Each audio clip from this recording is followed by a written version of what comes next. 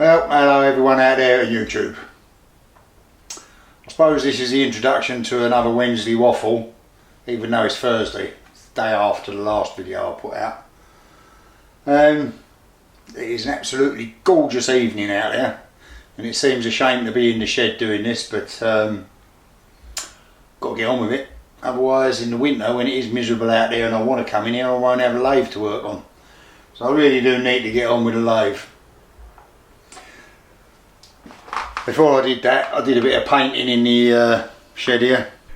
I just glossed these two doors both sides because that satin paint that I had on them, that was crap. It just kept getting dirty because I do tend to have very dirty hands in this workshop, so as soon as you touch a door it's dirty. So I should be able to at least wipe some of that off. And of course him down there is trying to get in the wet paint and get me in trouble. And you fig, he's a good boy. He's a dear little fella. Before I went down yesterday, I did whip the cover, the banjo cover, the banjo and drive gear cover, and the little back box. I'll show you that in a minute.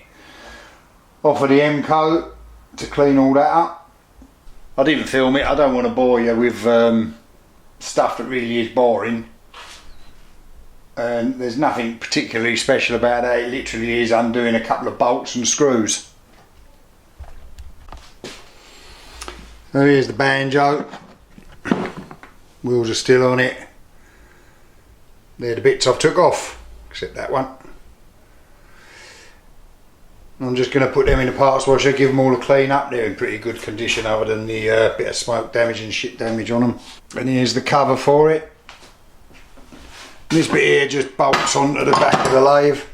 I mean, ordinarily this would be a bit more tricky to take off because a lot of the wiring was in here before I actually changed all mine over and put the VFD and that on it. So there is actually nothing in that box.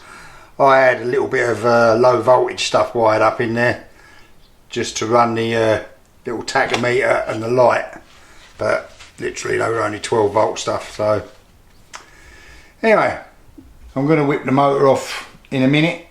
Again, there's only a couple of bolts holding that on. When I did do all the electrics on this, I did it so that this motor just unplugs on here, so that the motor is very easy to take off. I can whip that off in a minute and get that to bits and clean it. And well, that's the start of this video. I'll be back to you later on and show you some progress, hopefully. Later on in my world, it'll be in the next shot in yours. I'm going to take the chuck and the gearbox off of the lathe, and I'm going to take everything out of the I'm going to take the spindle and all the gears out of the actual headstock. But before I do any of the draining down of the oil, I'm going to take the electrics off. The motor's already off. When I made this, hopefully I've made it so that I can actually take this, and the FD is housed actually in the cabinet underneath. So I should be able to get it all off in one go, so I don't have to actually disconnect anything. And well, that's what I'm going to do now.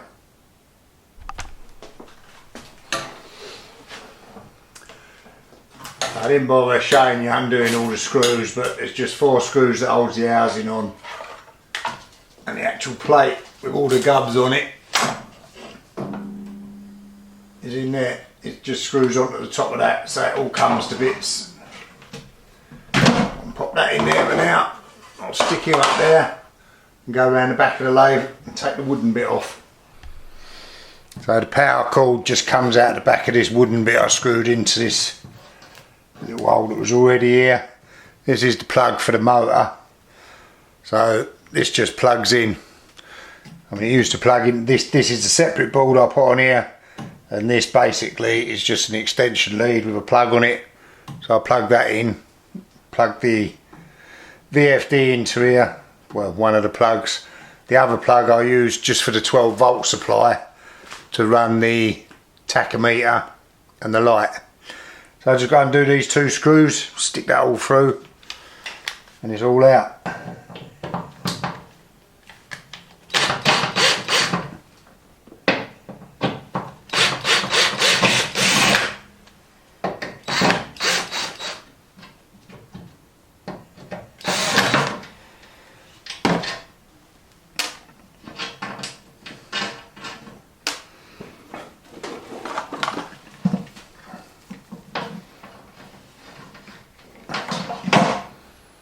That's it, it's all loose. And that's it. That's all the electrics out of the lathe. You just plug the motor into the bit I showed you earlier, which is on that wooden ball, plug it in and off it goes. As you can see, there's a lot of smoke damage on the VFD and all the controls, so they all need cleaning up, and I need to make a new top panel for that. But that will come later. Now I can get on with taking the gearbox off the chuck. So finally getting down to the interesting bits. This is in the headstock, and I don't know if the camera's going to pick it up. Probably should shine a torch or something in there, but take my word for it, there's virtually no oil left in there at all. I'm not sure where it would have gone. I can't believe it just got hot and melted, because there would have been other damage, I think. Perhaps it just needed oil anyway. Anyway, certainly needs oil. But I'm going to take it to bits anyway. I'm going to have all that out there and clean it all out, because I don't know what sort of, how hot this got. There's an awful lot of play in this before it engages, but I don't know if you'll be able to see it. I mean, if I hold this tight, I mean, there's that much play just in this. That must be loose on the, I mean, there's a circlip holding this on. I'm guessing it's on some sort of keyway that's, well, let's get it off and have a look, shall we? So, having took the circlip off of here, well, that you can see it is just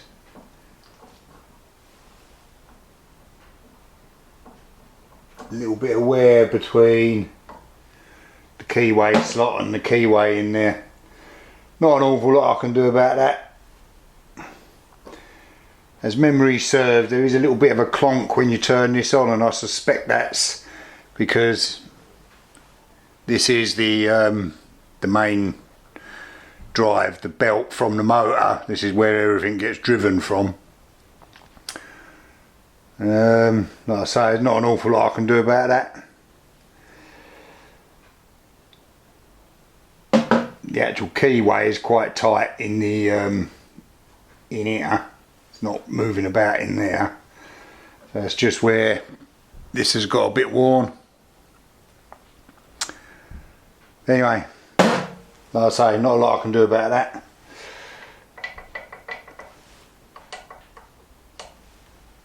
But that's the first bit of the headstock off anyway. So the chuck's off, and I'm now going to take the gearbox off. I'm not going to show you anything about taking the gearbox off, or when I do strip that down and clean it up, because I think I've said before on here, Dean at Retro Mechanica did the be all and end all of videos on stripping down and sorting out a Norton gearbox on one of these lathes. So if you want to see any of that, pop over to his channel and have a look at that, because I don't think you'll get a better video on that unless Steven Spielberg decides to make one, and I don't think even he would do better than Dean did, because Dean knows what he's about. Well, most of the time. I think he is ex-Remy. Right, I'll get on and take the gearbox off, I think. Well, there's the gearbox off, but there was no way I could get to this bolt down here where it was without unbolting the lathe from the stand, because there just wasn't room. I had to jack it up a bit so I had room to get in there, which ain't a problem because I was intending to try and take this off of the stand anyway and clean it up and repaint it, but it does weigh a ton. I don't know how me and the bloke who I bought this off ever got this on my van.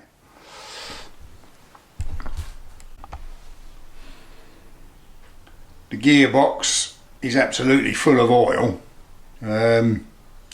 so that certainly didn't dry up. I do think that the headstock was probably low on oil anyway. As you may have noticed, I didn't drain it down before I took it off, because I thought as I'm taking it off I can just drain it down when I've got it off. I did drop the little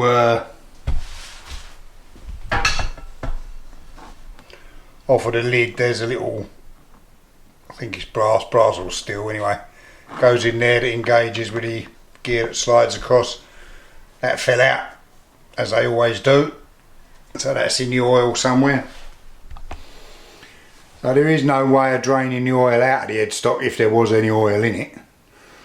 But the sight glass, which used to be here, I thought I'd give it a, it's a bit precarious at the moment, the lathe on this bit of wood where I jacked it up. I tried to see if I could squeeze that out, the oil sight glass, but it's broke. Not a problem anyway, because I had intended to change it, because it was, as you may be able to see, it's well clear. You couldn't see the oil, and I really do need to see the oil level in here. So I'll get the rest of the plastic out that's in there.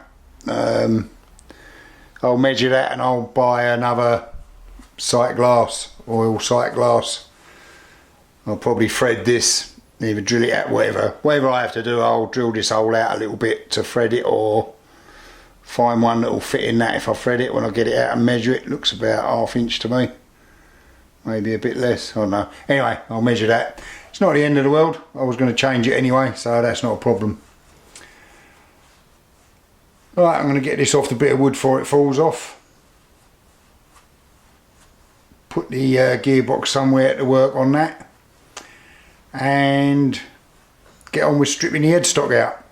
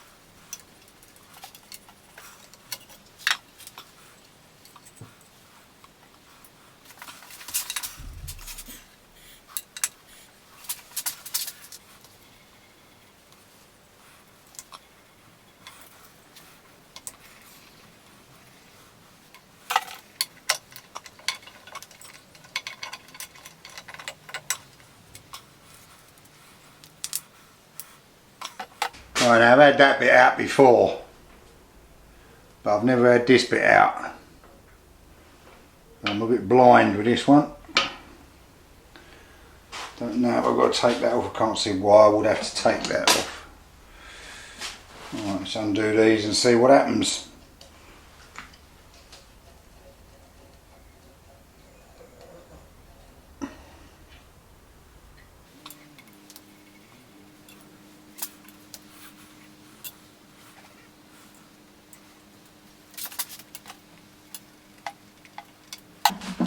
So I should bring you around this side, show you what I'm doing. Right, so I took these three screws out of here,